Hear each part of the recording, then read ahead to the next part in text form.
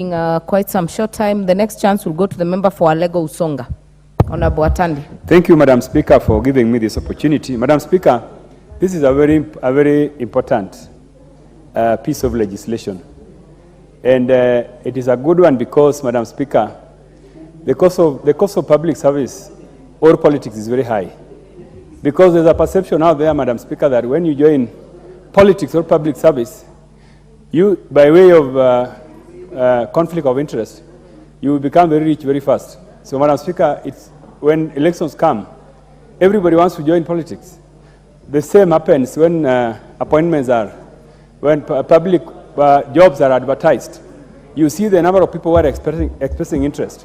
Even people who hold very good jobs in private sector, they want to leave private sector and come and do small jobs in public sector because there are opportunities to make money. So, Madam Speaker, I really support this piece of legislation, and I hope that it can be used, to tame the appetite for public service. Secondly, Madam Speaker, about the implementation of this law, I know that most colleagues have said that the law could be abused by the agencies such as EACC and DCI. That is a fact. But, Madam Speaker, there are also some laws that you can make that end up being used by these agencies to enrich themselves, also to harass innocent people. If the EACC and DCI are given powers to summon public officers, they can do so, in a way that, undermines the objective of a legislation. So, Madam Speaker, that is the only comment I wanted to make. But I also want to add, Madam Speaker, that conflict of interest happens in many instances. For instance, Madam Speaker, public officers own businesses that trade with government. Like, for instance, Madam Speaker, there are public officers who own hotels. Now, when you own an hotel and a public officer, and you send government officers to go and do meetings in those hotels, Madam Speaker, that's public interest.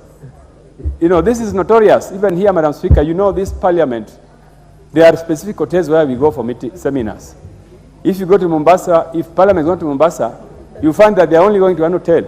And I've been informed that that hotel has relationship with senior public officers. Madam Speaker, we need to look at this thing and say it as it is, that public officers who are in business must desist from using those business opportunities to do business with government. As an example I'm giving you. Madam Speaker, also, as an example to show you that there are benefits of being in public service, government ministers who are recently buying suits on River Road, I met some of them buying suits with me in Milan, Madam Speaker. Because, Madam Speaker, they have used those officers to enrich themselves.